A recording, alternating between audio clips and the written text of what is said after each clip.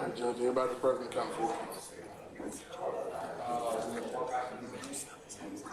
All right.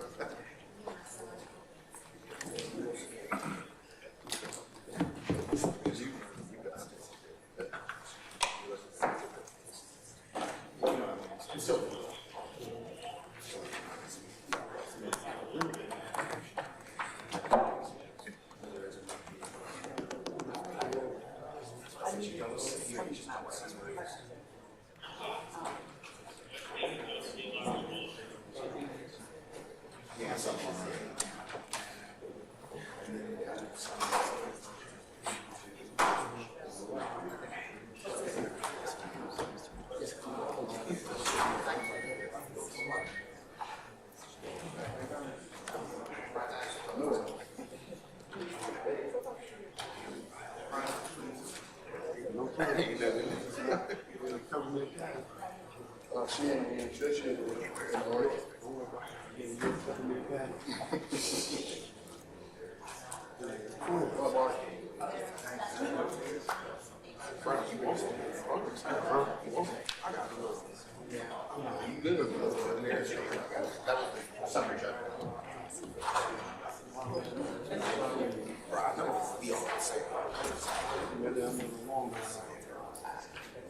yeah. That's what it is.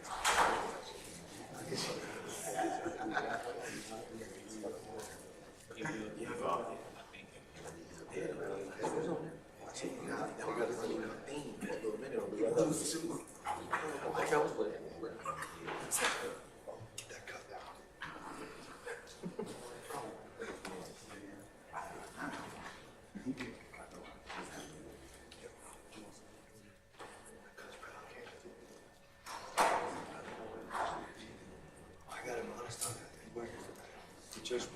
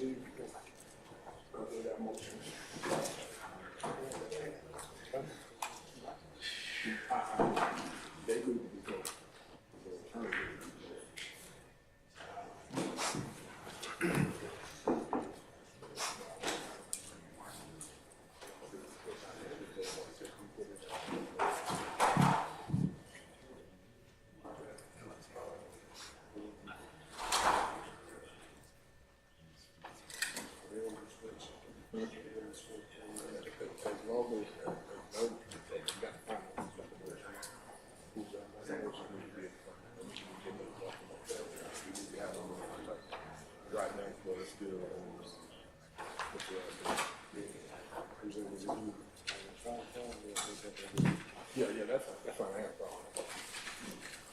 I was working. We would have motion. Then I brought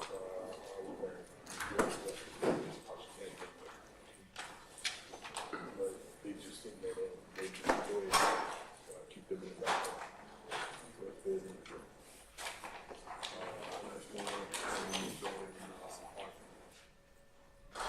They've been on with the motion.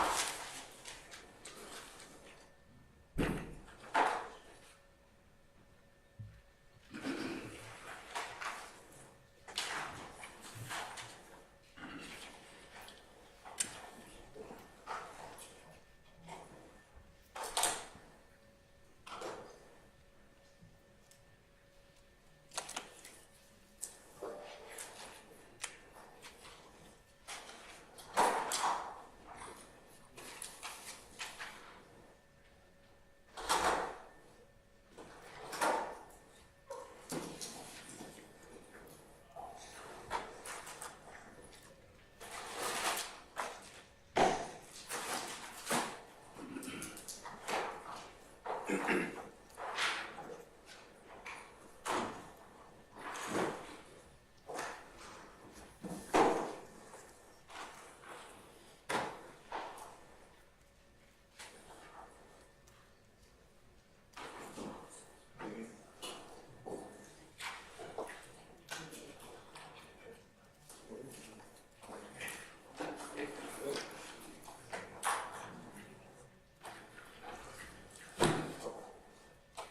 it's just me and,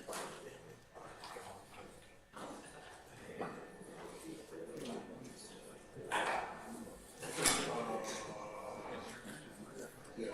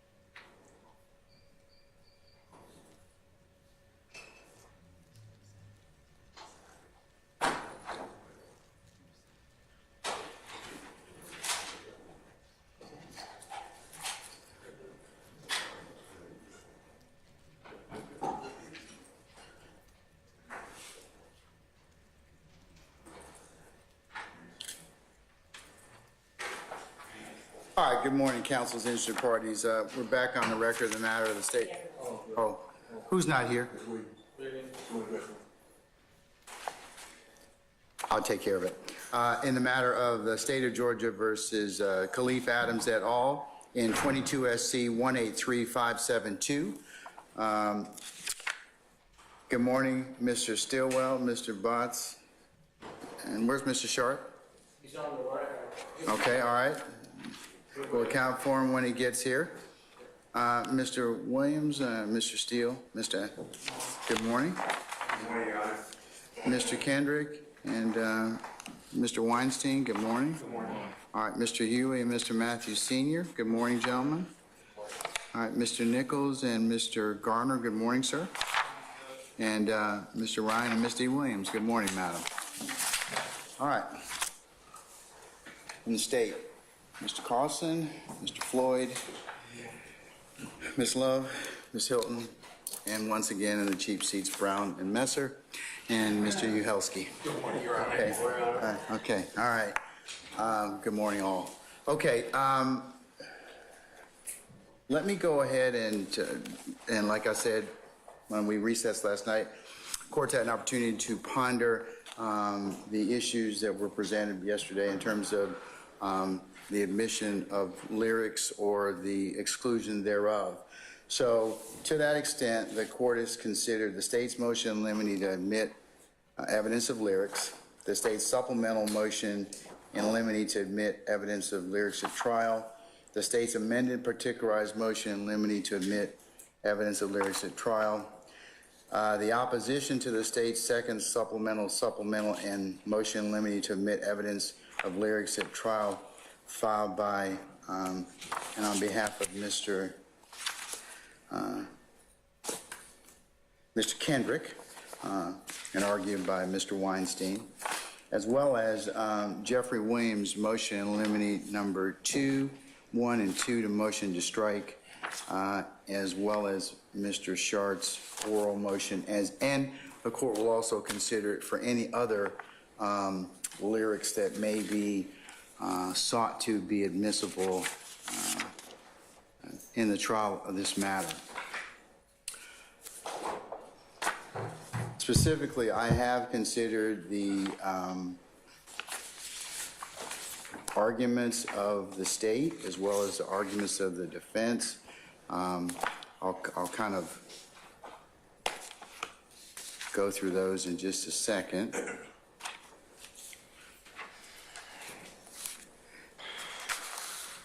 The state has argued that this particular gang lyrics or evidence is admissible for several reasons. One, to show actus reus or mens rea, or other offenses under 16-14-4, 16-15-4, or 24-8-801D2 alpha, 28-8-801D2 bravo, 24-8-801D2 echo, and 24-8-804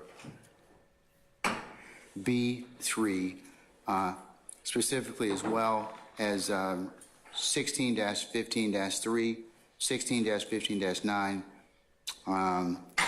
for those particular relevant purposes. The court is well aware that there are several gatekeeping functions that the court must perform in determining logical relevance under 401, presumptive admissibility under 402, and legal relevance under 403.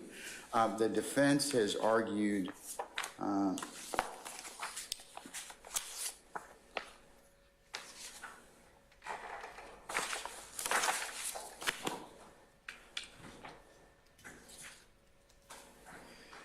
that use of these particular, the admission and use of lyrics, poetry, or artistry against Mr. Williams or any of the other named defendants as appropriate in this upcoming trial would be a constitutional violation, abuse of discretion, too prejudicial and unconstitutional based on the provisions of the U.S. Constitution as well as the Georgia Constitution, and that moreover, using these lyrics, poetry, artistry, speech against Mr. Williams and others would be racist and discriminatory because the jury would be poisoned, prejudiced by these lyrics, poetry, artistry, speech as the same as unlawful character assassination. The defense has asked me to exclude these particular lyrics, poetry, words, speech, artistry from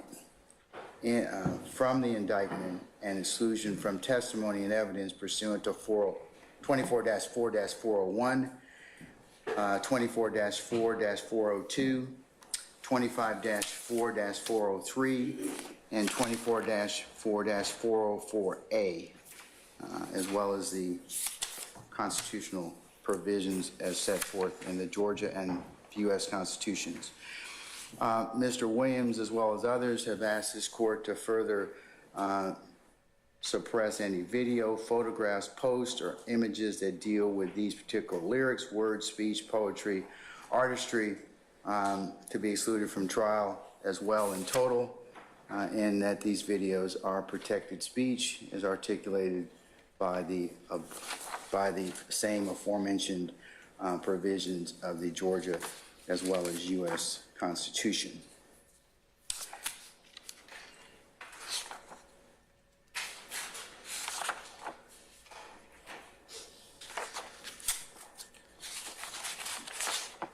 And as I mentioned, these arguments the court's going to apply as to all parties, not just the ones that argued yesterday, Mr. Steele, Mr. Sharp, and Mr. Weinstein.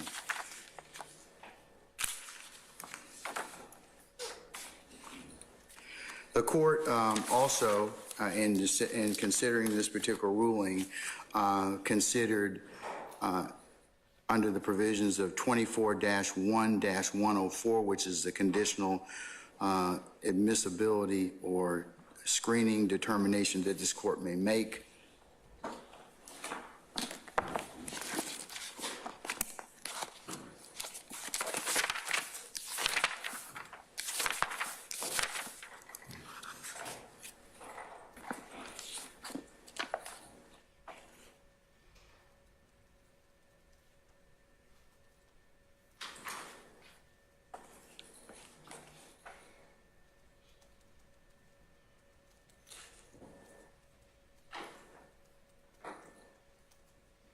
And I'll cite from our code, preliminary questions concerning the qualifications of a person to be a witness, the existence of a privilege, or the admissibility of evidence shall be determined by the court subject to the revisions of the subsection B of this, and that's when relevancy depends on the fulfillment of a condition of fact. Court shall admit it upon or subject to the introduction of evidence sufficient to support a finding of fulfillment of the condition. So if I have to look at A before I can get to B, but it also mentions that subject to the revisions of subsection B of this code section, in making this determination, the court shall not be bound by the rules of evidence, except those as respect to privileges. Preliminary questions shall be resolved by a preponderance of the evidence standard. And then B covers the relevancy of a condition of fact so in this particular circumstance, the court's just making a preliminary admissibility determination. Of course, anything that the court may rule upon at this point in time will be subject to a complete foundation being met and may be subject to other additional objections. But the court has considered, in terms of 104, states 1 through 20, as well as defendants 1 through 4. Mr. Weinstein, thank you. We got the PowerPoint you presented yesterday. We also have D2, D3, which is, I believe, the drive, and D4, presented by Mr. Steele, and D4, which was the chart that Mr. Steele circulated for the courts and parties' consideration. So I've considered that universe of conditionally admissible evidence for my consideration on the ruling, on this particular ruling. The court has also further considered in making this ruling the commonality of specific lyrics as they relate to the issues of mens rea and actus reus. Also, the court has also considered that, depending upon the proof presented in this case, and that YSL, its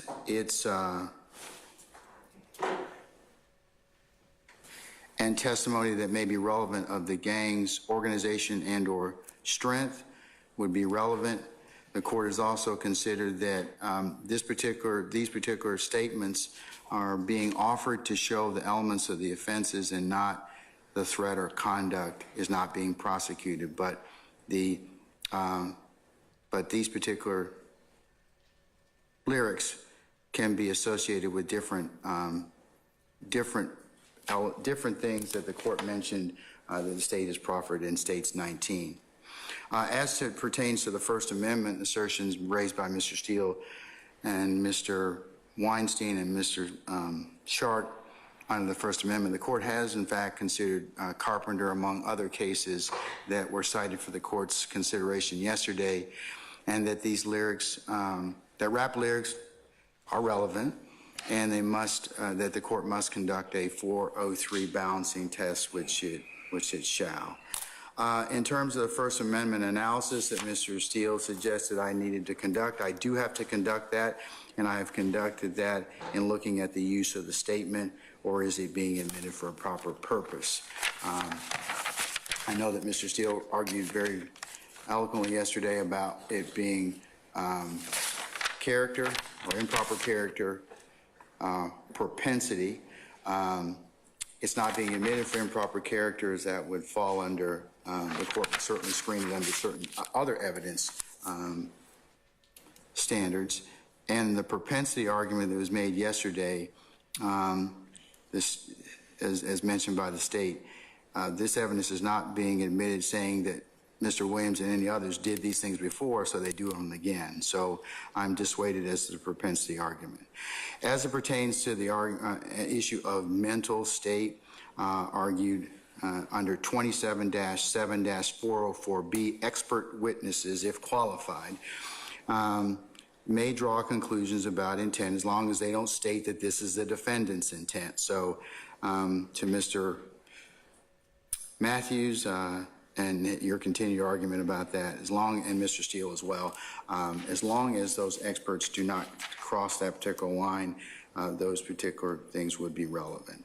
I've also considered United States versus Smith at 918 F. 3rd 825, that assuming a foundation can be laid, certainly, and if it's within this can of expert testimony, that certain terms or technology, or terms and or symbols or signs may be appropriate and relevant, giving meaning to gang determination.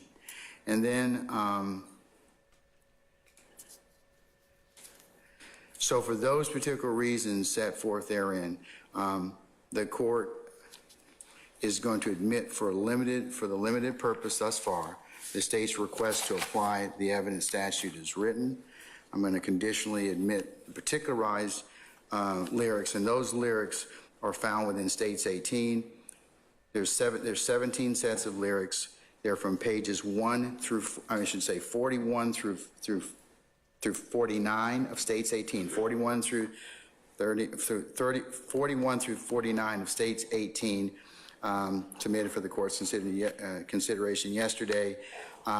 Those specific statements, the court will admit, I'll conditionally admit those pending lyrics, depending upon or subject to a foundation that is properly laid by the state or the proponent that seeks to admit that evidence. And to that extent, I have also considered the Taylor, White, Torres, and the Commonwealth versus Knox cases, and I find this to be that the conditional admission of these particular lyrics are proper. I would just ask the state, or just remind the state, if any other lyrics are sought to be admitted, that I'd have to go through this same analysis, and if you would do so prior to us putting a jury in the box, that would certainly be helpful. And I'm going to deny the defense's motions at this point in time as to the reasons that they have alleged. And I'll note that there'll be a continuing objection as to those. Mr. Carlson, could you or you and Mr. Floyd prepare a suitable order for my signature if you would float that to your colleagues across the way? And Well, Mr. Floyd and I are prepared to, Your Honor. May I inquire of the court as to one scheduling matter? yeah, sure. We have, Mr. Floyd's unavailable next week, so could we get this order to you by, say, the 22nd, that Wednesday before Thanksgiving? We would be prepared to even work through the... You'd be the only person here then, okay? Right, understood, Your Because Honor. I don't plan on being here that day. Could you get it done by the 20th, sir? 20th or 21st? Yes, Your Honor. Yes, Mr. Floyd signaling it for... Okay, Mr. Floyd, what date for you, sir, will work? 20th? That's it. I'll make the 20th work. Okay, all right. So Thank you. that order just needs to be circulated and filed for our consideration by the 20th, okay? All right. Understood, Your Honor. Okay, all right.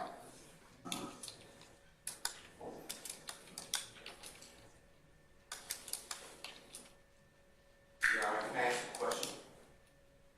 Even if I tell you no, you're still going to ask it anyways, Mr. Steele, so go right ahead anyway. That's true. No, go ahead, sir. What does he want to ask me? Good morning.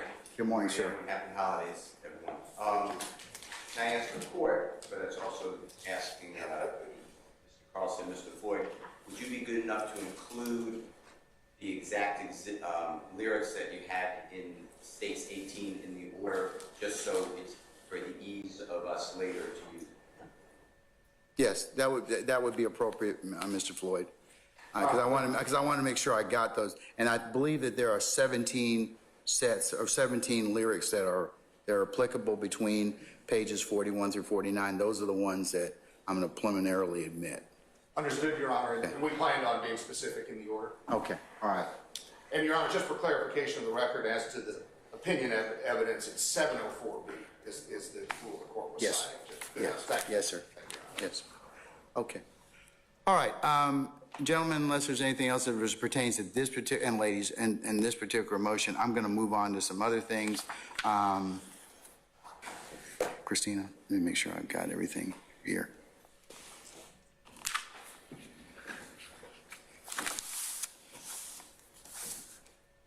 Oh, D3 was rap on trial, Miss Weaver. Yeah, so I believe we have, do you have a copy of that up here? Okay, you do? Okay, all right. Okay. All right, then we can turn to, at this point in time, Ms. Hilton and Ms. Love, ladies, to the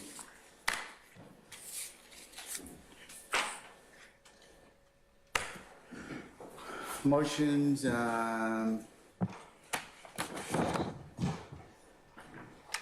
Robert, in terms of firearms, and Mr. Bernini and the other scientists you have today. Okay. Your Honor, those witnesses are coming in. Mr. Floyd, I'd be excused. You certainly may, sir, Thank you, Your Honor. unless you have any other business before me at this time. Okay?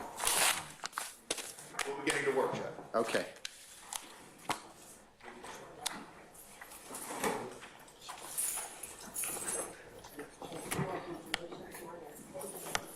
Okay. Let's go ahead. Just get clean copies, because I think I wrote on Mr. Steele's, okay?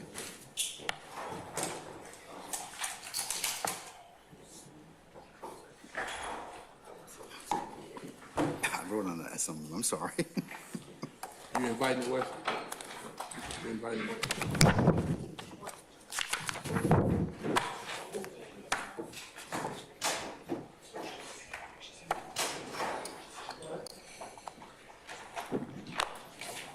You good? You good? Good.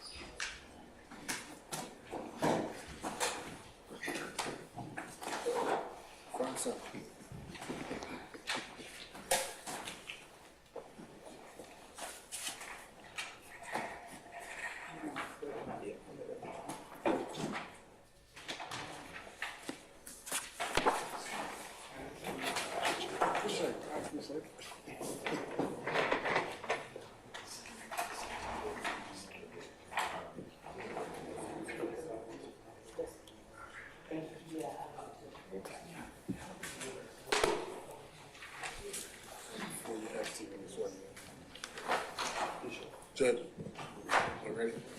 You ready? I hadn't called him in yet, I got it. but I will. Just give me a second. Jeffery. I have you spell B-E-R-N-I.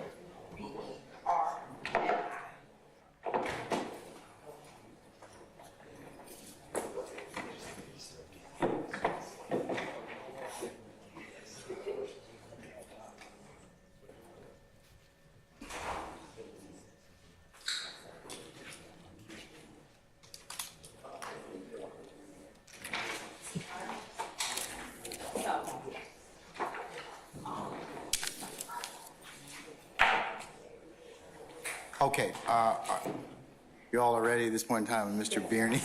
Agent Bierney, okay, all right. We can call Agent Bierney at this point, okay? All right, thank you.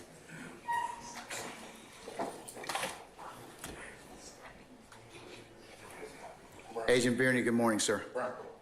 Sir, if you could please approach the witness stand. Once you get there, be so kind to turn and face Deputy Ingram, be sworn as a witness before you sit down.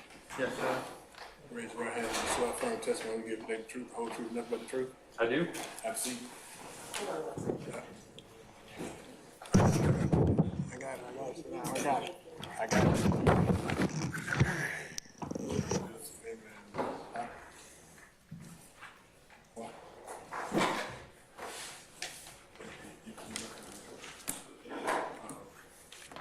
State and spell your first and last name for the course, please. Yeah, first name is James, last name is Bernie, B-E-R-N-I. And Agent Bernie, where are you employed? I'm a special agent with the Federal Bureau of Investigation. And how long have you been with the Federal Bureau of Investigation? Going on 16 years. And can you tell the court, what do you do currently for the Federal Bureau of Investigation? Yeah, I'm part of the FBI's CAST team, C-A-S-T. And how long have you been with the CAS team? I've been with them since 2015 and full-time with them since January of 2019. Agent Bierney, what does CAST mean, sir? CAST stands for Cellular Analysis Survey Team. Okay, thank you, sir. And you said you were with them part-time in 2015. If you could tell the jury a little bit about your 16 years at the Federal Bureau of Investigation. Yeah, so I came into the FBI in 2007, spent the first 10 years approximately up in Minneapolis working violent gang cases as part of the Minneapolis Safe Streets Violent Gang Task Force.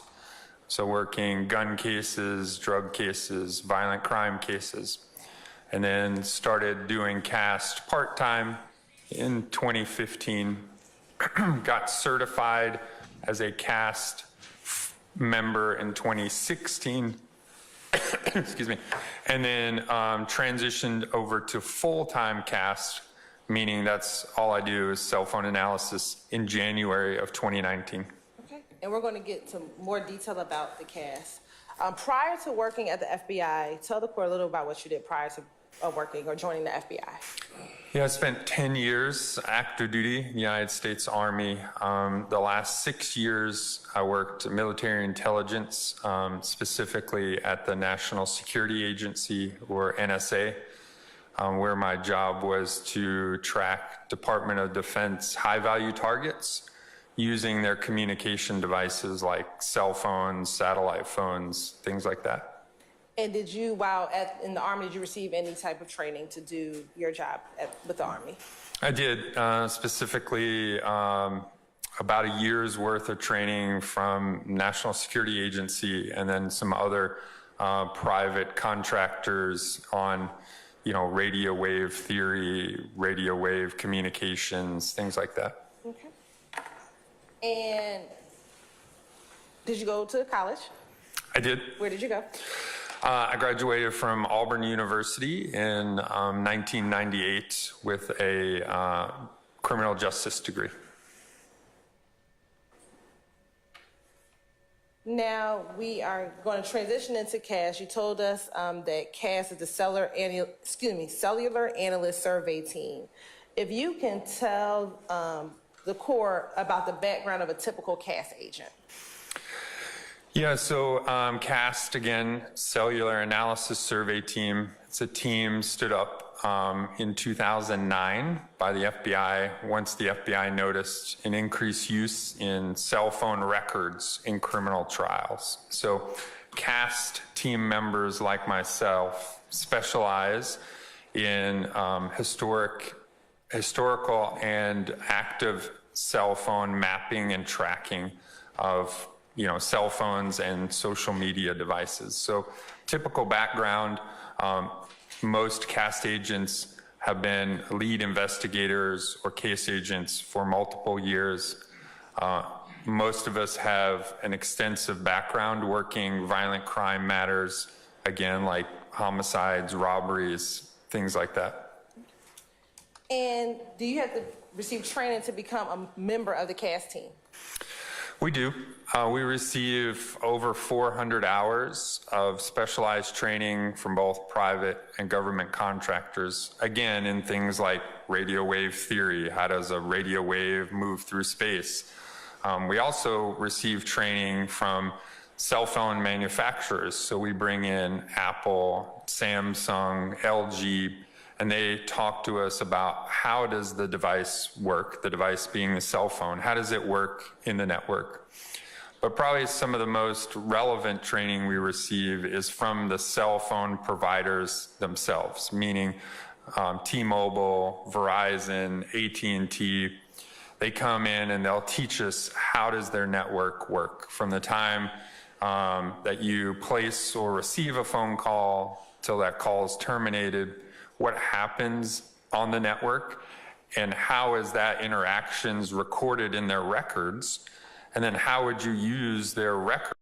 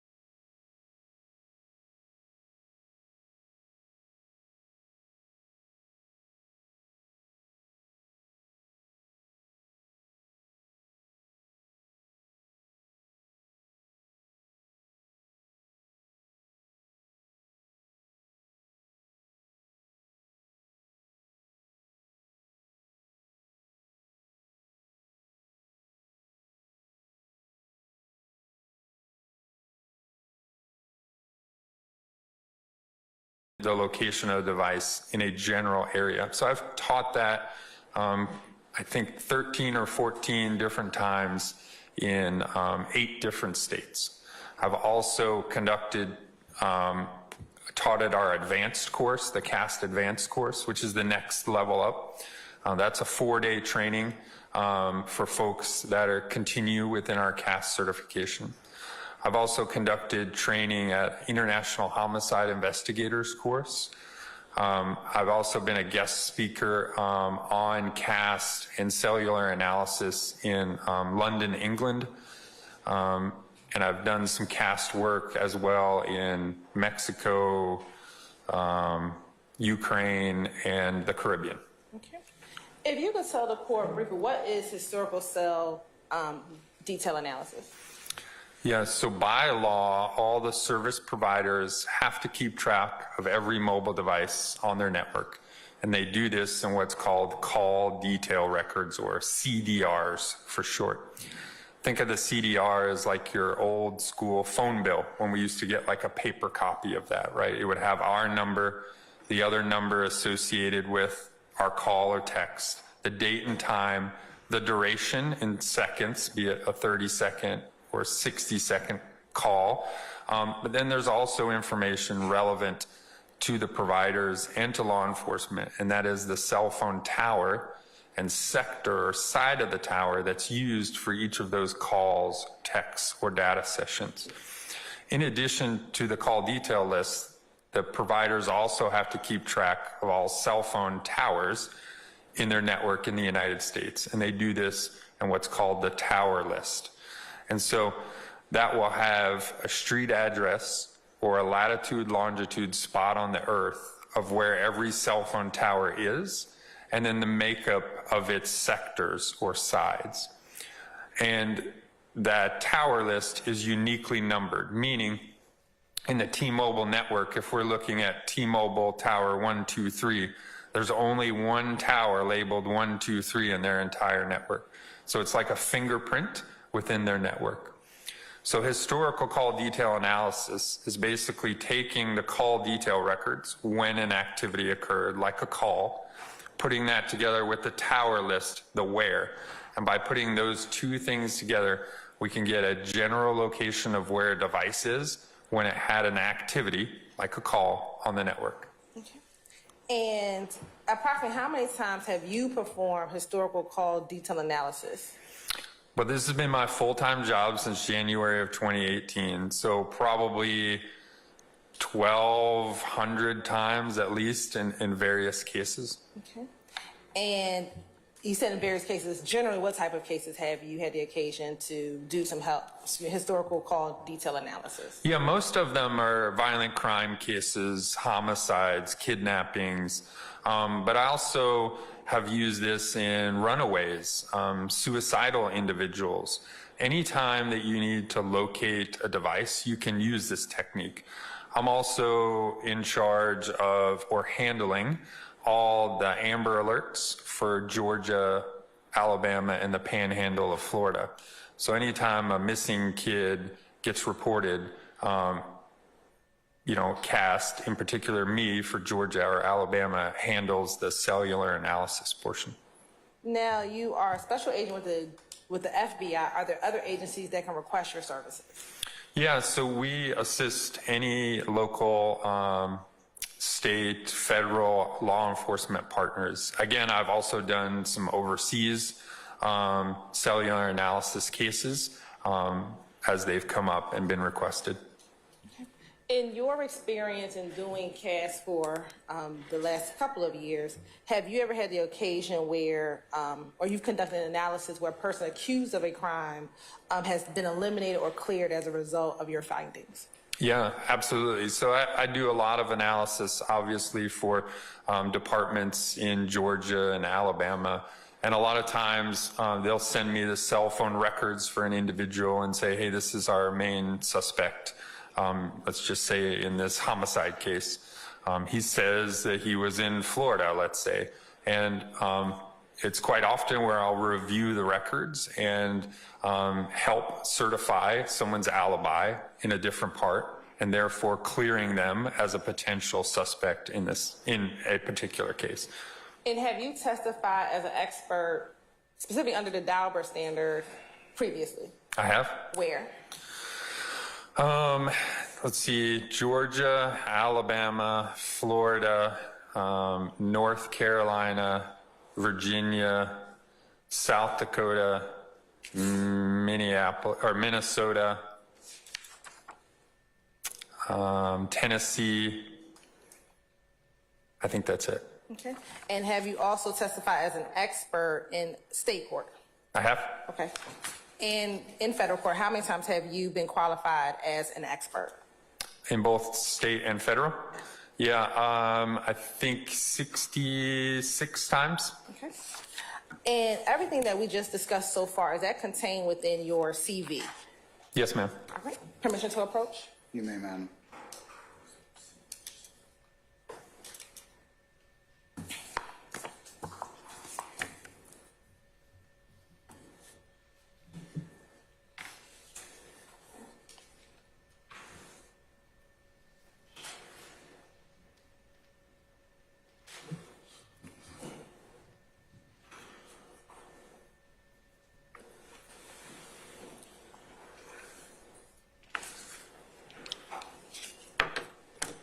Agent Byrd, I'm going to show you I've shown you what's been marked as State's Exhibit number 1 that I've shown to opposing counsel.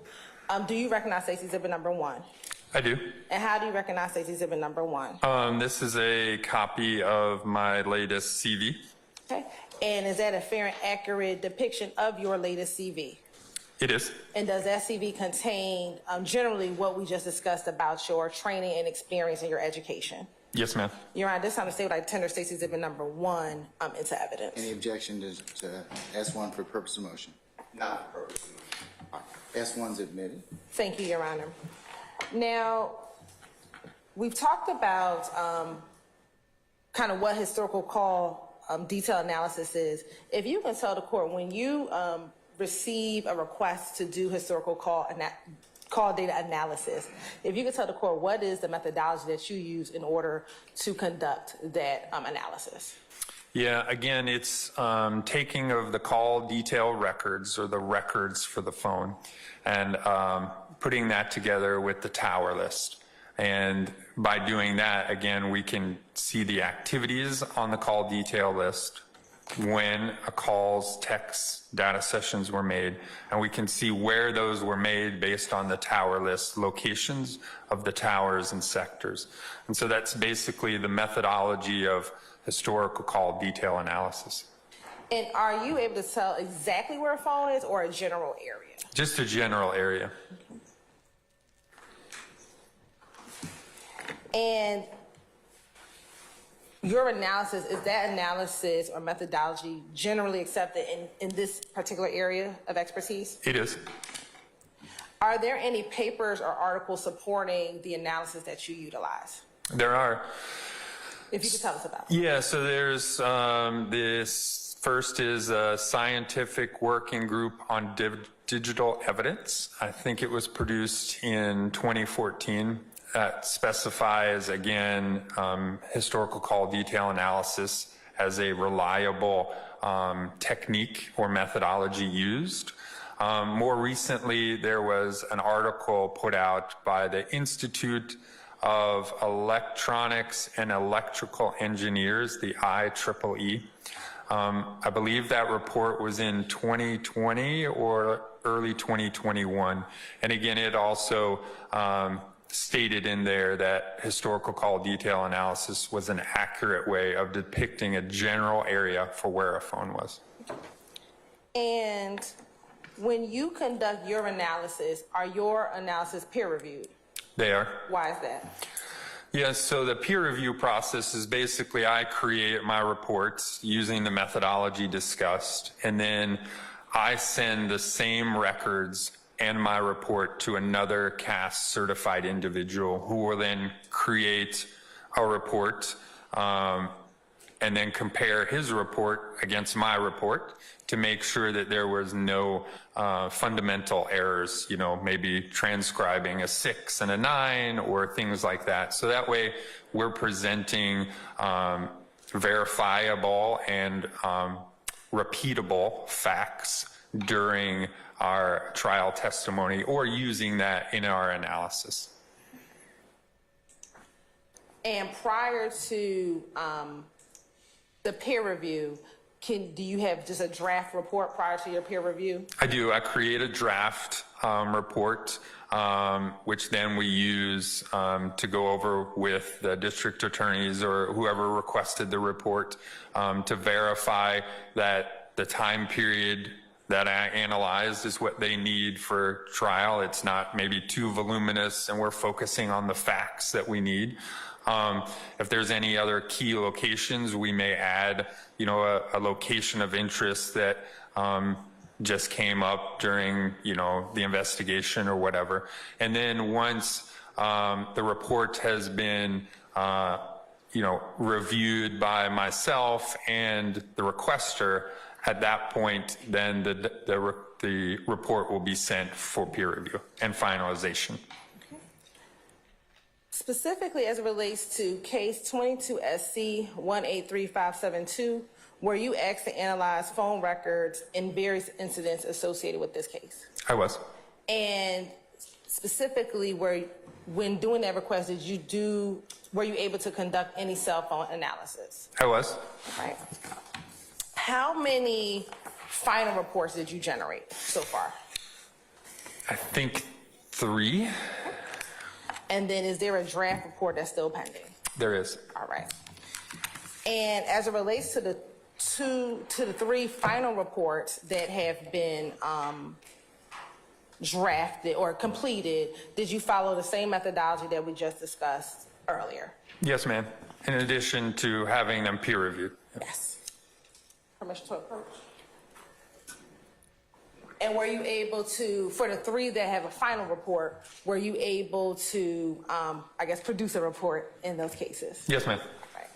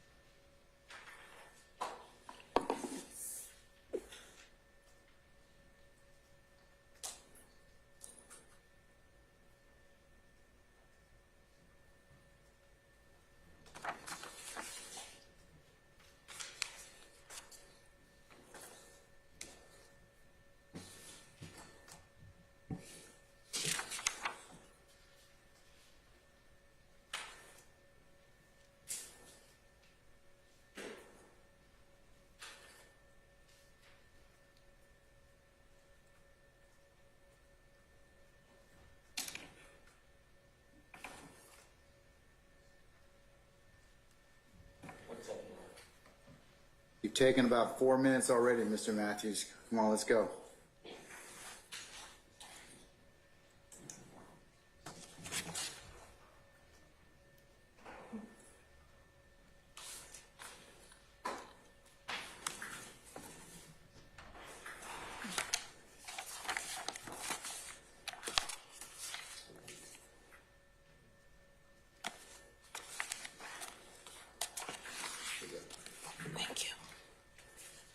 permission to approach, Your Honor? You may. Thank you.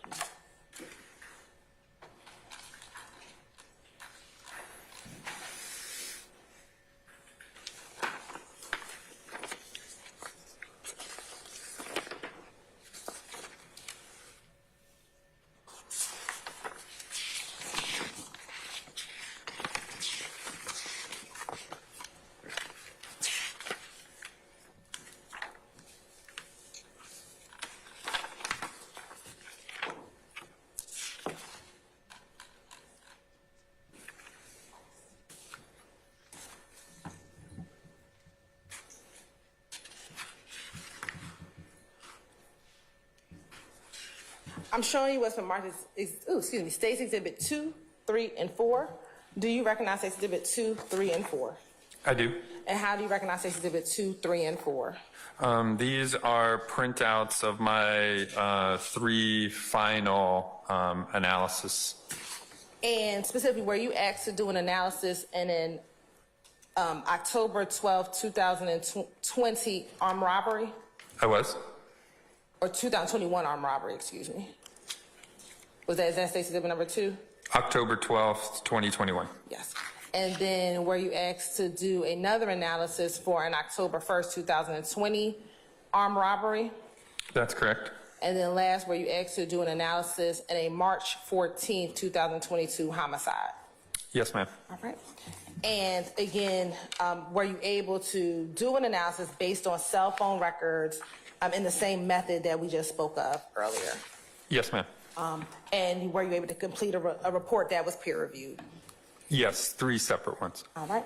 Your Honor, at this time, for the purposes of this hearing, the state would like to tender State's Exhibit 2, 3, and 4 into evidence. Any objection at this point in time? All right, they're admitted. States 2, 3, and 4 are admitted for the purposes of this hearing. Thank you, Your Honor. And now, were you asked to do some cell phone analysis on a homicide from January 10th, 2015? I was. And were you provided particular records in order to conduct that analysis? Yes, ma'am. Currently, have you done a finalized report of that analysis? I have not. And why not? Well, again, as previously discussed, in between the draft and the final version is when we discuss the time period, the locations in the report, and making sure that all relevant information needed for trial is there. But again, also to tailor it to make sure it's not too voluminous or too narrow and focused. And in order to have that continued conversation, if there are more slides needed or less, will you use the same methodology as far as the plotting of cell phone records in order to finalize this report? Yes, ma'am, the exact same. Okay. And will anything change outside of maybe moving the time slides from some of the other information contained in the report? No, ma'am. And right now, that's a draft that has not been peer reviewed as of yet? It has not. Okay. But it will go to peer review? Yes, ma'am. All right. Your Honor, may I approach? You may. Yes.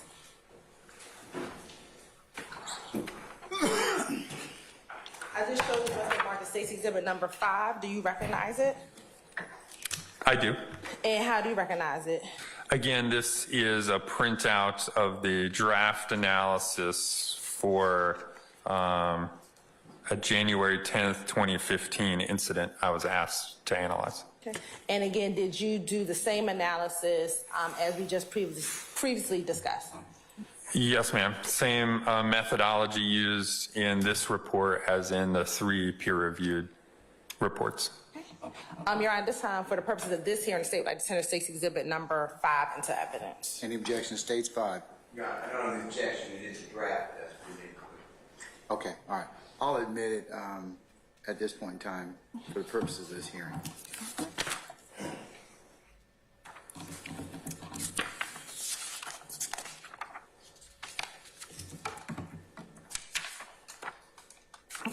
Your Honor, I have no further questions at this time.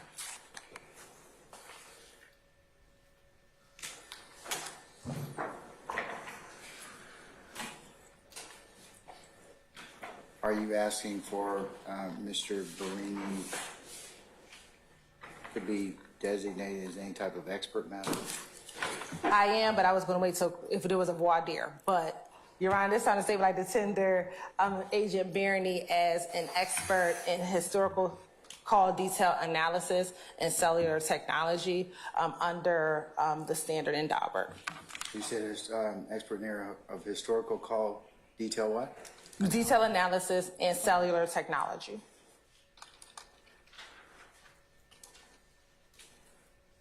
All right, thank you. Thank you, Your Honor. Cross, anybody? All right, Mr. Seal. Good morning, sir. Hey, good morning, sir. Have you ever been not accepted as an expert in the field of, for which the Honorable Chief Judge Glanville is thinking about deciding whether to qualify you today? No, I do not believe so, no. Okay. And when, on this case, did you first have contact, or your teammates, I don't know how it, really works, to get involved in the analysis? And I'm really speaking, you could speak to anyone you want, but I'm really focused on the last exhibit, so I'm assuming it's Exhibit 4, but I may be wrong on the number. The draft one? The draft one. Yeah, 5.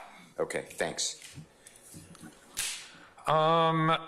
This was at the same time as all the others. Okay. So I don't recall a specific date of when the request came over. It has been, it's been a while. I would say probably a year, maybe. Just my recollection. I don't have the exact date. When did you complete the draft report in Stage 5? Well, this draft report, as it is, I believe is my second draft of this. And again, it's, it's a process. Once I have the request, I get the records, I produce a draft. And then at that point, there's discussion to make sure with the requestor to make sure that I'm covering all of the relevant information needed for their trial or their whatever, to include locations. So that there was an initial draft put out, and then there was some discussions about maybe needing some more time, or could we look at, I think we added the trip or an additional phone trip down to Miami, or the trip that was added, the analysis was added, and then this draft was produced, and then there's some discussion ongoing as to, do we have everything needed as far as the phones analyzed, the time periods, and then any key locations going on right now. And who is the requestor in this case, if you know specifically? Miss Love. Okay. For this specific case. So the case came in together as one lump case, but then I've been speaking to Miss Love in particular about this one. And that goes back over a year? Is that your memory, or further, or your? Yeah, I think the initial request was over a year ago. When was the initial draft report? Shortly thereafter. I might have taken a month to put it together based on, how busy I was at the time. Again, I don't recall, and I don't have a date on these drafts, so. In year 2022, it sounds like the end of that year. Best estimate. I think that's fair, yes. All right. What records specifically were you given totally to do State's Exhibit number 5, the original draft, as well as the current draft? And if they change over time, please just let us all know. Yeah, so I was given cell phone records for a number of devices, and I can't recall off the top of my head the total number. For the whole case, meaning the 3 completed analyses and then this one. And then it was decided to break them up into different analysis. And so as far as what records were provided, we can see in my analysis, there's a number of phones, 1, 2, 3, 4, 5, 6, 7, 8, 9, 10 for the draft analysis, 10 different phones. So that would be call detail records from each of those devices, tower lists associated. So anything that came back to the requester after a search warrant was served for each of these numbers at the time of the request. I want to talk about that for a minute. Were you given what came back pursuant to a subpoena or a search warrant, a court order? The provider. Not directly to me from the provider. So it typically goes to the requester, whoever got the search warrant in that office. And then those records are sent to me afterwards. Do you have the, and I don't know what the right term is, but I call it a legend or the key on whether they're using UTC time or Greenwich time, or you have all that? Yeah, that's included in the return. But then it's also included just in our training. Okay. You didn't provide that to the state with the draft report, did you? The key? Yeah. No, that would be part of the documents that come from the provider after the search warrant. There should be like a explanation sheet, I think is what they call it. Sure, otherwise they don't really make sense. You need their legend or whatever the key. Right, to someone who hasn't reviewed them before, they would need the key in order to show what time zones they're in, or what columns are the towers, which ones are the sectors, things like that, yes. When you do the, you get feedback, I don't know what the right word is, but on the draft report before you send it for what you call peer review, do you ever meet with somebody like me who represents somebody who has the phone number that one of the numbers you're targeting? I have. Okay. How do we do that if that's an appropriate question for today's hearing? Just contact you? I would imagine it's an appropriate question. Yeah, you just contact me. My information is on my CV. The best way is to email me first. I'm not in the office very often. I do a lot of travel. So if you email me, my email address, I'm pretty sure it is on here. Actually, it may not be on here. If not, you could get my email address through the attorney's office. And then email me, and we can set up a time to do a telephone review of any of the things contained in this report or in any of the reports. Thank you. Thank you very much. Okay. Were there some records you were given that were omitted? And when I say omitted, intentionally not put on your draft report of number 5? No. Any phone records? I mean, not. So I received a bunch of phone records, and I think records for different phone numbers more than that were included on the report here. So this report was tailored to, let's just say, and don't hold me to the exact number, let's just say I was given 25 numbers. This report counts 3, 6, 9, 10 numbers. So they may have said, hey, for this incident, we're only interested in these 10 numbers. Okay, so you took instruction from the requester, who's the prosecutor's office. In which phone numbers they wanted reviewed for each of the incidents. Even though you had more documentation. Yeah, I may have additional phones that might have records during this time period that weren't reviewed for this particular one. Now, in your training and experience, I heard you talk about the fact that there are sectors. And yes, sir. Is that alpha, beta, gamma? Is that correct? Yeah. Okay. Correct. And on your report, I noticed that you have it like in a perfect circle with perfect 60 degrees starting at the top. And I really don't know what degrees those are. I'm assuming, I could assume, but out of the 360, it's split into 180 over to 60, and then 60 to 120, and then the third one would be the balance. Is that how you did it? Correct. So in the United States, approximately it changes a little bit, 94 to 95% of all cell phone towers in the United States are what's called 3-sectored towers. So they take the one pole and they divide that pole into 3 equal segments. And so by doing that, you take a full circle, 360 degrees, divide it by 3. That gives you each sector being approximately 120 degrees. Again, these are just guides to show a general area. Of course, cell phone signals doesn't end always at that 120, right? It may Like be dropping every call, I guess. Right. It's not a hard line painted on the concrete where it says at this point you're going to this other tower or sector. But in a general methodology, we see the 120 degree sector to be the most common use. And again, that sector in real life could be 118 degrees or 122 degrees, but 120 seems to be the most common approved and used methodology. How about also, in reality, do you know, and if you don't know, just say that's not part of your training, can the sectors be slightly to the right, slightly to the left, long way to the left, so you're not really getting it in that perfect, I don't know if this is the right word, but Y.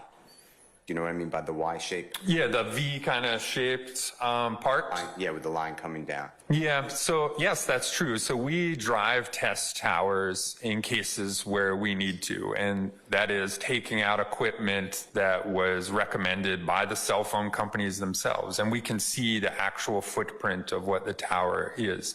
That is an extremely time-consuming technique, and it's used in some cases, but also not in others, because if we're just looking at general movements of a device, I don't need to say, hey, this sector ends exactly at this spot versus this spot 10 yards away.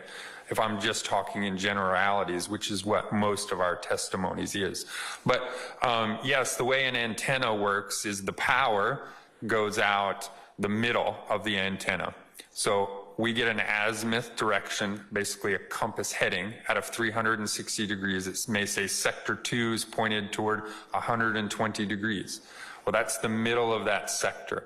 Now, if you think of the sector as like a flashlight beam, right? I turn on a flashlight at night, it is most concentrated in the middle, but I have usable light to the left and to the right of the middle. And that's kind of the way the RF energy is. So in the middle is where we get the most concentrated. But as it gets to the edges of that 120 degrees, we get less usable light or RF energy. How about the, in this case, I presume since you got involved approximately 2022, and that we're talking about in States 5 records from 2015, there was no drive-by to make an analysis of where the actual sectors are. Is that fair to say? Yeah, we like to do our drive tests, obviously, as close to the incident time as we can. Sure, otherwise. Yeah, but we accept in most cases, unless there's a network says, hey, tomorrow we're getting rid of all 4G, we're just going 5G, right? Then anything previous to that would be useless. But we tend to do drive tests upwards of a year and a half away. We try not to push it too much further than that. Okay, so instead I have. Okay, make sure you push this up. Were you finished? I was, yeah. Okay. May I continue, sir? Yes, you may, go right ahead. Could you get, from these records in 2015, more like what I would call GPS coordinates, where we're talking about within 4 to 5 feet? You cannot. No, so there are more advanced records used now. They're called timing advanced records, and that is basically when a phone is checking in with the network, we can see the tower, the sector. We can also see the distance that the phone was away from the tower and sector. But those records are voluminous. Like because of that, the providers don't store them very often. Like 30 days is the most any provider will store timing advanced records. They don't store any kind of GPS information, nor can a lot of the providers even obtain GPS information. Did you speak with any, and I know there's several records that you have, and I'm really only focused on states 5. Okay. Did you obtain any information on each cell tower that's applicable to your draft report or the original draft report? How many miles of coverage they had in 2015, January 10th? Yeah, so there's no such record even today. Even today you can't do that? No, so I can't go to the provider and say, hey, I'm really interested in tower 1, 2, 3. Can you tell me how far that goes? And they'll say, no, we can't. We could drive test it. And that's what they say, hey, why don't you guys, if you want to know the footprint of the tower, why don't you go drive test it? And that's what we do if we have to know the distance of it. There are theoretical models that cell phone providers would use, but those are all proprietary information. And again, it's just scientific information based on, their best guess of what tower and sector coverage is. So it's not something that's we can rely on to do over and over again. These are guesses is what I hear. You don't rely on it is what I'm trying to say. We do not. Okay. Nor can we obtain them even if we wanted to. Do you have any idea, and I don't want you to guess, we're here to qualify you, or maybe not qualify you. Right. But how far does, in 2015, in the cell towers that are used in states 5, and I'm not talking about Miami, I'm focused on the Atlanta towers, how far, if you have an opinion, and then I'm going to ask you, though, all the questions about how you get to that opinion. I want all the background. How far the cell towers, power, how many miles do they go out? And if you don't know, that's fine. Just say, I'm not sure. Yeah, so it really depends. And the reason I say that is because you just brought up like Miami, right? So if we're talking a downtown area where people live and work, there's more towers and more sectors because they have to be able to provide more coverage to people. So towers are closer together. And so therefore those coverages are smaller. In rural areas, as we start to get away from downtown Atlanta and we start to move to some other areas, the towers and sectors get farther apart because there's not as many users that they have to provide coverage to. If we think about it like a sprinkler system, right? If we're putting a sprinkler system in our yard, we want everywhere to get water in our yard. We don't want anywhere not to get water. So in order to do that, we have to overlap some of our sprinkler heads. So we might have the sprinkler head on the right, shoot a little bit into the sprinkler head on the left's area. So that way there's coverage everywhere, there's overlap. Well, that is how they build cell phone network architecture. They want to make sure that there's overlap between adjacent towers or sprinkler heads. So that way, when we drive down 85, we don't drop a call every time you go from tower to tower. It hands you off in between. So I talk about that to go back to the distance between the towers. Again, it depends. Like if towers are closer together, the coverage area could be a half mile to, a mile total coverage area that it could cover. In more rural areas, that could get upwards of 5-6 miles in a really rural area. Do you have on your oath, so I know you're under oath, what is the coverage area in Atlanta in the 2015 January 10th towers we're talking about? And if you don't know, I'm not trying to trick you. If you don't know, say, I don't know. Yeah, so again, we don't know without drive testing what the specific coverage area is, but I've done a lot of this. Obviously, I cover all the Amber Alerts. I look at records every single day and find people using it. So in my training and experience, I can estimate, but I don't know specifically what the range is unless I drive test it. Okay. And were you doing this in 2015 where you were analyzing the records, or did you start in 2019? So I started analyzing records in 2015 for the FBI. I had done it previously in the Army, but in 2015, I was working for the FBI, and that's when I started analyzing records. I became certified, CAS certification in 2016. Okay. How about the tower's working condition, repairs, things like that? Do you have any idea on States 5, what conditions those towers were in? Well, we know the ones that were used were operating because obviously they were annotated in the records and used by the device. Now, as far as towers and sectors going down, during our training, we go to switching stations, which a group of towers is called a switch. And so we go to various switching stations and meet with the managers there. And their job, they tell us, is to, obviously provide coverage to as many customers. And if they have a tower and sector that goes down, it's an emergency and, has to be fixed immediately, unless like a hurricane comes in and takes towers out or something. But for the most part, towers and sectors don't go down very often. But really the biggest thing is we know what towers and sectors were used because those were used in the records, and therefore we know those were operating. Okay. I want to thank you so much for what you do for everybody. Thank you, sir. Thank you, Your Honor. Any further examination? All right. At this point, may we excuse Agent Barini for the purposes of the motion? Yes, if the court is going to qualify him as an expert. All right, given the court's testimony, and given the testimony the court's heard at this point in time, the court will qualify Agent Barini as an expert in historical call, cell data analysis, and cellular technology. Thank you, Your Honor. Yes, Mr. All right, Vernon can be excused. Agent Barini, we're going to go ahead and excuse you at this point in time. Appreciate your patience with us. Don't discuss your testimony with anybody except the attorneys in this case, okay? Yes, Your Honor. All right, thank you, sir. Thank you, sir. All right. Excuse me, Your Honor, could we have a brief bathroom break? I knew you were going to ask that. Just wait. I was just seeing how long you could hold out for.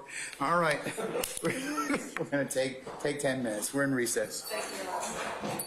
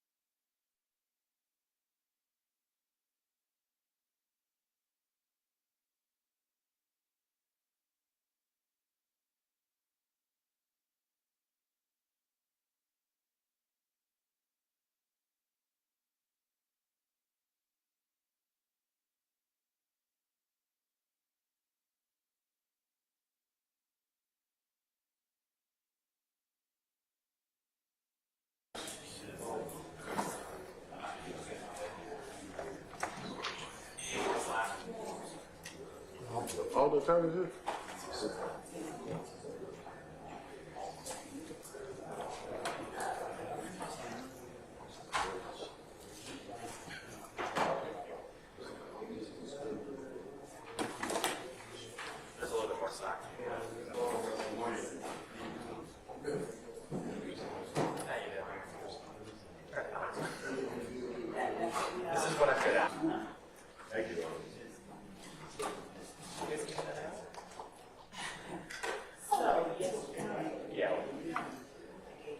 I'm making my coffee. He said, it's over.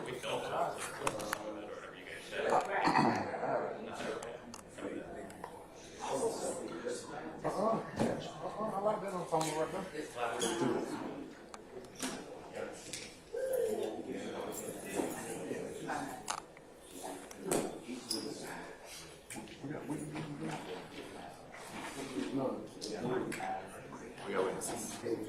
Okay.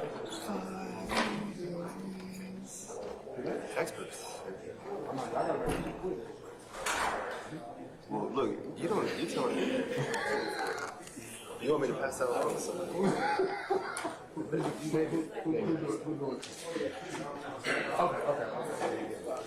not going to try. Yeah, we're ready.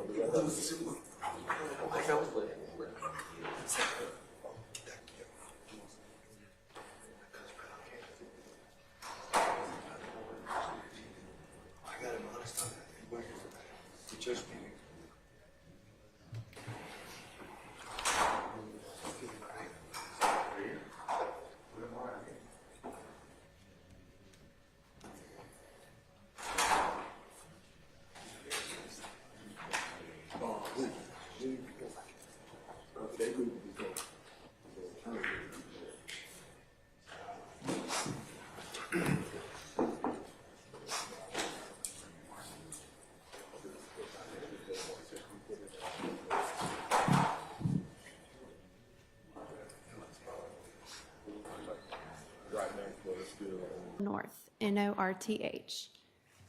And Miss Camp, sorry. That's okay.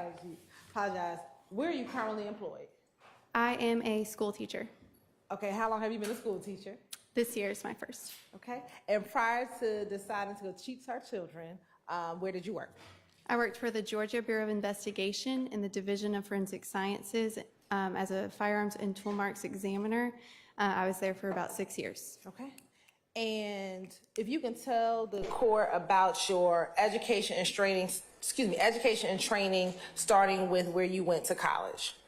I have a bachelor's degree in biology from the University of Georgia. When I was hired with GBI, I underwent a 17-month training program that covered ammunition manufacturing and development, firearms manufacturing and development, muzzle to target distance determination, serial number restoration, and the majority of my time was spent on the comparison microscope, comparing bullets to bullets and cartridge cases to cartridge cases to determine if they were fired from the same firearm.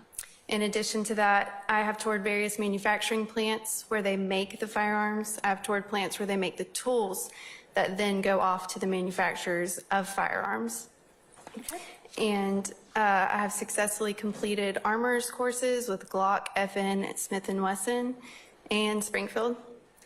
And I was a active member with the Association of Firearms Toolmark Examiners. And have you completed the armorer's course for Fabrique Nationale? Yes, that was FN that I mentioned earlier. Okay, and Smith & Wesson? Yes. Okay. And you just talked briefly about the training that you receive at GBI. What does that GBI training consist of? I know you said it's about 17 months. What do you learn, and what are you actually being trained on specifically? Basically from the ground up with firearms and ammunition. So the history of the different firearms and how they're made and where these marks are coming from that we're actually looking at on the microscope. The majority of that time was spent on that comparison microscope, which is a compound microscope for where I look through the oculars. I can see what's on the left stage and the right stage at the same time. So the training also consists of testing, and at the end there is a competency test and a mock trial. Okay. And did you pass your competency exam? Yes. And did you successfully complete your mock trial? Yes. After completing your competency testing and the mock trial, is there any supervisory case period in which you have someone supervise your casework? Yes, so once training is completed, there is a period of supervised casework. Mine was about 6.5 months. So I worked cases, but I worked directly under the supervision of the technical leader at the time. And I know we spoke about some of your Armor Corps certification. Have you had any additional training outside of the GBI while you were working at the GBI? Yes, so I attended the Association of Firearms and Toolmarks Examiners, a couple of meetings with them, and then also continued to tour manufacturing facilities for firearms, in addition to the armorers courses as well.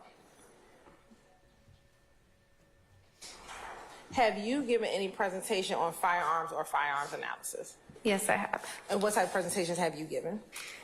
I have given discipline meeting presentations regarding cleaning methods to clean bullets to be able to see the markings, and teardrop apertures, so that comes into play when we're looking to determine what type of gun fired cartridge cases.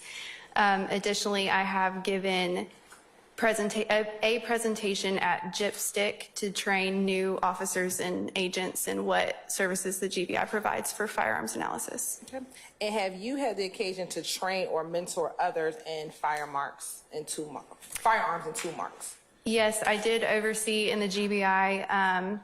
I worked with the technical leader to oversee the training of determined type weapon, which was, again, looking at bullets and looking at cartridge cases and determining what type of weapon fired them.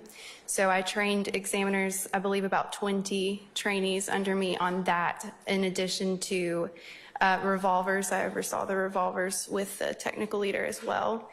And I did supervise casework for, I believe, 3 or 4 scientists. And have you ever been published in any articles regarding firearms analysis? No, I have not. Okay. Have you done or read any research regarding firearms? Yes. Okay. Tell us about that.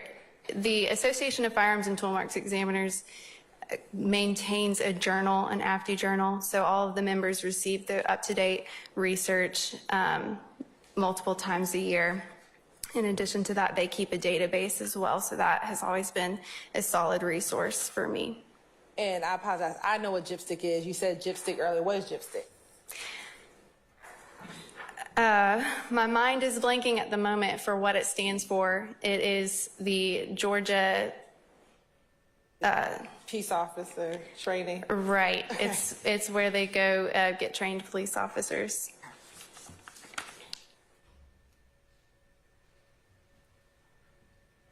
While you were working with the GBI, approximately how many cases have you analyzed dealing with firearms? I didn't track that, but based on yearly averages, probably about 400 or 500 cases. And have you ever been qualified to testify in the state of Georgia or in the federal courts in the area of firearms examination or any other area dealing with firearms? Yes, I have. About how many times? 38 in the state of Georgia, and no, I apologize, 39 in the state of Georgia and 1 for federal court, still in the state of Georgia, but in a federal court. All right. And do you have a CV or resume? Yes, I do.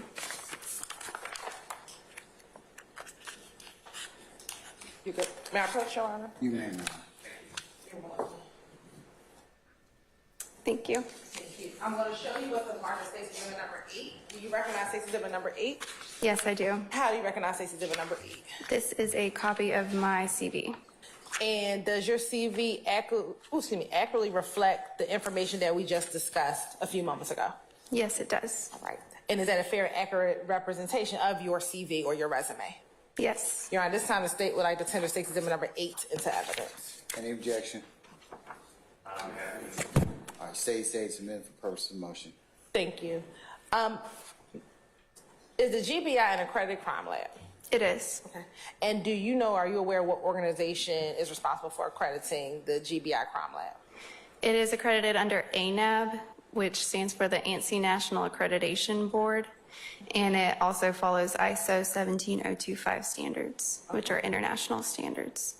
And does the GBI have policies and standards that firearm scientists and examiners have to utilize when doing firearms training? Yes, they do. And are those policies codified, either like in an online portal or a book? Yes, they are. Okay. And prior to being able to test firearms evidence, do scientists or firearms examiner have to know those policies and procedures? Absolutely. As a firearms examiner, what are some of your job duties and responsibilities? They vary case to case depending on what is needed in each case, but typically we are looking at bullets from autopsies and cartridge cases found on the scene to determine if they're fired from the same firearm.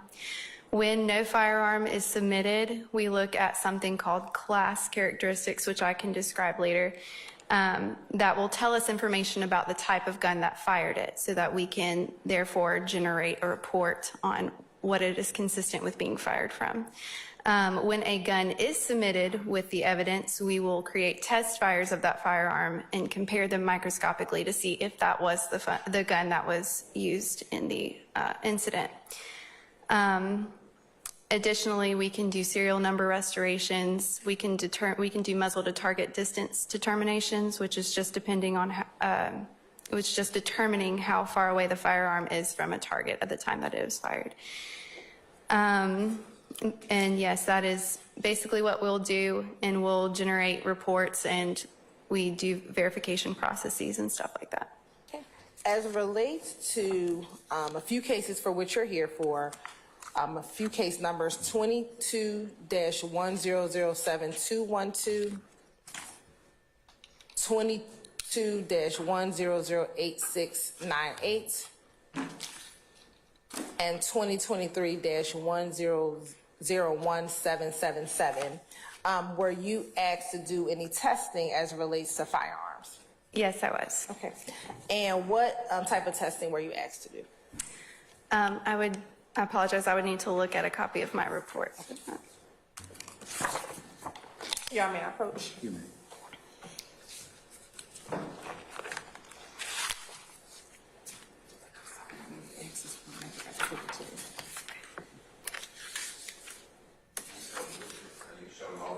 Yes.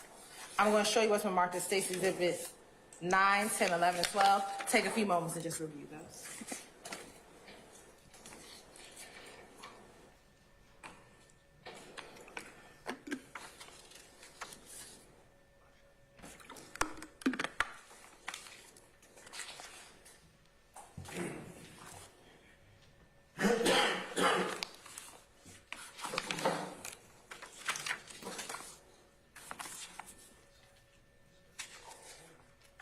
Yes. And looking at Stacy Exhibit 9, 10, 11, and 12, are you familiar with what I provided to you? Yes, I am. And what did I hand you? Copies of my official reports. Okay. And looking at Stacy Exhibit 9, 10, 11, and 12, are those a fair and accurate copy of the reports that you generated in the case numbers that I just referenced? Yes, they are. Your Honor, for the purpose of this hearing, the state would like to send State Exhibit 9, 10, 11, and 12. No objection to that, Mr. Williams. All right, any further objection on states 9, 10, 11, and 12? Hearing none, they're admitted for purposes of this hearing. Okay. So I'm going to ask very generally, as it relates to State Exhibit 9, 10, 11, and 12, what were you asked to, what was requested of the GBI? So for States Exhibit 9 and 10, I was given two 40 caliber bullets, and I was asked to compare them and determine if they were fired from the same firearm. Okay. And as it relates to State's Exhibit number 11 and 12? Yes, so I was given 11 5.7 by 28 millimeter cartridge cases, and I was asked to compare them to a FN 5.7 pistol. Okay. And looking at State's Exhibit 9 and 10 and 11 and 12, do they appear to be duplicative of, first, let me start with 9 and 10. Do 9 and 10 appear to be duplicative of one another? They do. Okay. And then looking at 11 and 12, do they appear to be duplicative of one another? They also do, yes. Okay. And if you can recall, or if you need to look at both, were you asked to do the same comparisons by two separate agencies?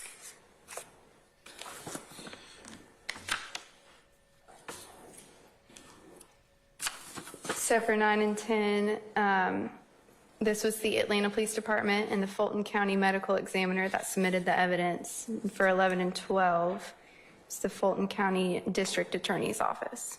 And does that appear to all be the same evidence that was all submitted in all four of the police, all four of the GBI reports? I apologize. Can you repeat the question? Sure. Let me bring it. For 9 and 10, does that appear to be the same evidence that was compared? Yes, it was, and that is very typical. When two cases are related, there will be two reports generated that are typically identical. Okay. And then the same for 11 and 12? Yes. All right. Now, generally, if you can explain to the court, how do you, when you're given items to compare, such as a bullet and a firearm, if you can walk the court through the process of what you do when you get, say, just a cartridge case or a bullet and a firearm? Okay, so I'll start with describing a cartridge, if that's okay. Yes. A cartridge is a single unit of unfired ammunition consisting of 4 major parts. It is unfired, so the bullet is seated inside of a cartridge case. Inside of the cartridge case is gunpowder, and at the top of the cartridge case is a primer. So when a firearm is fired, a firing pin will strike the primer, causing a spark, igniting the gunpowder within the cartridge case, building pressure to send the bullet down the barrel. For every action, there's an equal and opposite reaction. So the cartridge case itself is slammed up against the back of the breech face of the firearm under high pressure as well. So in this metal-on-metal interaction, the softer metal of the ammunition is picking up marks from the firearm that fired it. So that is what I'm looking at when I do these comparisons. I look at 2 major types of characteristics. I'll look at class characteristics, and then I'll look at individual characteristics. Class characteristics are very general characteristics. How is the bullet rifled? How many lands and grooves are there? What direction is it twisting? The shape of the firing pin, location of extractor and ejector. They're very general characteristics that a group of firearms of the same model are going to share. Individual characteristics is the other type of characteristic that I'm looking at. Those are picked up from random microscopic imperfections that happen during the manufacturing process of that firearm. So those are what will tell me what specific firearm fired it if I have a firearm to compare them to. Okay. And specifically, let's looking at State's Exhibit number 9. what was requested of the GBI? I had two .40 caliber bullets that I compared to each other to determine if they were fired from the same firearm. Okay. And once you did your comparison, or were you able to compare those two bullets? Yes, I was. Okay. And once you compare those bullets, what's the next step after your comparison? When I'm finished with my comparison, I will then give it to a second qualified examiner, and they will do their own independent comparison. That is called the verification process. So every microscopic comparison goes through 2 examiners. We will confirm that our answers were the same, and they were. So at that point, a report is written.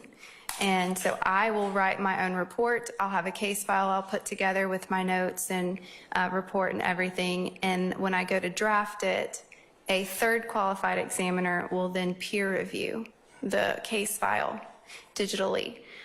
So they will then make sure that all the policies were followed, and according to everything they see in the case file, they agree with all of the decisions that were made. Okay. And in order to do your initial comparison, when you get those 2 bullets, what would you do? I would first determine the caliber of the bullets, and then I would determine what class characteristics each one has, how many lands and grooves were there, so forth. And then if they agree, if their class characteristics agree, then I'll microscopically compare them for their individual characteristics to determine if they were fired from the same firearm. Now looking at State's Exhibits 11 and 12, but they're duplicates, what were you asked to do with the items submitted in State's Exhibit 11 and 12? I was asked to determine if 11 cartridge cases were fired from a FN pistol. Okay. And how would you go about doing that testing? I would first analyze the cartridge cases and determine the class.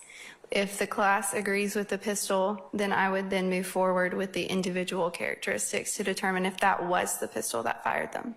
Okay. And once you determine whether or not they had the same class, and then determine if you had to compare with a firearm, would it then go through that verification and peer review stage as the other testing would have went through? Yes. Right.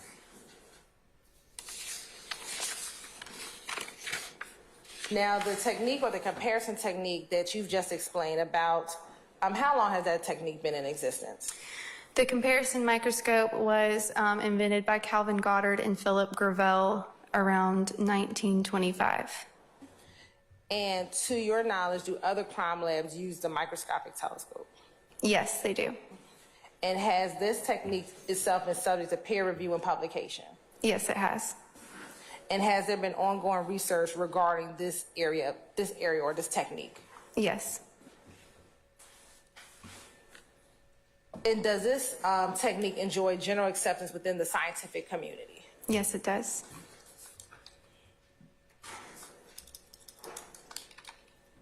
And again, with both State's Exhibit 9 and really State's Exhibit 11, did you follow the same procedures that we just discussed? Yes, I did.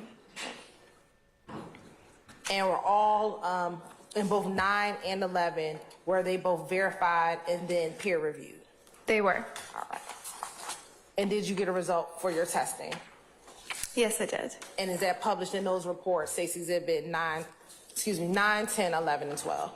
It is. Your Honor, this time the state will move to tender Ms. Angela Camp as an expert in firearms and tool-mark examination and analysis based on her experience, qualifications, and the reliability of the science and how it was applied in this case. All right, any voir dire of Ms. Camp? You were formerly known as Ms. North, is that correct? Yes. Okay, all right, just want to make sure, okay. All right, anything? Just very brief. All right. Thank you. Good morning. Good morning. When you mentioned what you call peer review, Yes. is that a coworker of yours who is looking over your work? Yes. And when you said that they look at the digital file, are they looking at the evidence that was submitted to the GBI for testing or just your reports? They will look at the case file. If you know. Yes, the case file includes photos of the packages when they initially came into the GBI. Then they also include photos that I take during my analysis. So the peer reviewer is assigned to look at all of it. And under the microscope to see the lands and grooves to do the comparison, or do you know? The verifier will do that. The peer reviewer will only look at the photos that I did take microscopically. Okay, let's just start with the photographs. Are they able, that quote peer reviewer, are they able to ascertain whether your work is correct, or are they just looking to see that you took the photograph, if you know? Oh, they do look to make sure that they agree that what they see is a representation of an identification or elimination, depending on what was called.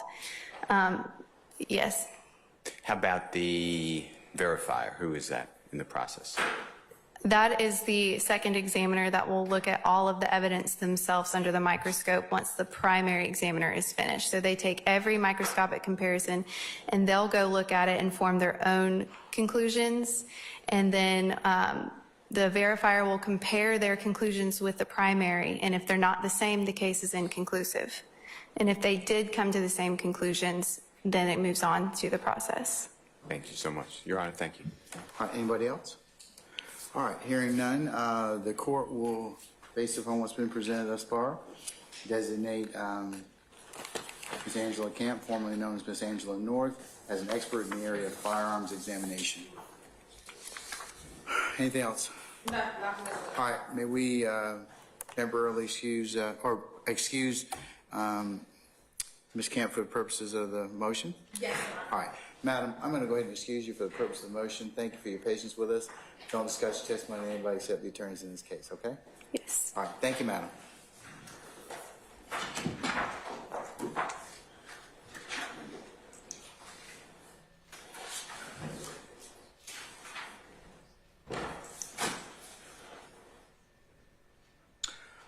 All right, Ms. Hilton, the time being almost noon, might be appropriate to take lunch as the court has some unrelated business I need to take up during the lunchtime hour. So I'm going to recess and ask that everybody come back at 1:30, and we will recommence, I should say, with your examination. How many of your experts? How many more people do you have, Madam? Your Honor, I have 3 left, Your Honor. There is a 4th firearm examiner. Neither the examiner or the verifier, because we were trying to bring the verifier here, are available. And so we would ask, this is testimony that if it could come in right before or right during trial. It's a firearms examiner, so the science is a science that is not unknown, that is a science that has been utilized for years. It would be similar to this testimony here, as both the firearms examiner and the verifier work for the FBI. And so we believe it would be a determination of qualifications versus the science itself. And so we would just ask if that individual, which would either be Jeffery Williams or Kyle Willis, could just, if we have to have the dialogue, be right before they testify. I'm okay with that as a court, but I would ask that you do that at least 2 weeks prior so that I could potentially get them in to testify, because as you know, we take up 30, 40 minutes just doing somebody that's not of any consequence, or it's there's not going to be too much contest about that particular witness. But so I'd like to do that maybe at a time period that I don't have our jury here. I've excused them and we can take up that and other ancillary business. So 2 weeks prior, okay? Yes, Your Honor. Related to that, I'm going to ask you have you all sent my administrative order to your witnesses as of yet? We have, Email, okay. I would ask that you email anybody that you have that you're going to go ahead and, because your subpoena is only good for a term, as you all know. So, but I need you to put everybody else on notice that it's me telling you, don't put yourself in a position of going on vacation or whatever else, that, we will, that I will have told everybody they need to make themselves available, okay? Yes, Your Honor. Okay, all right. Okay, then I'll see everybody back at 1:30, okay? We'll be in recess until that time. Thank you, sir. All right.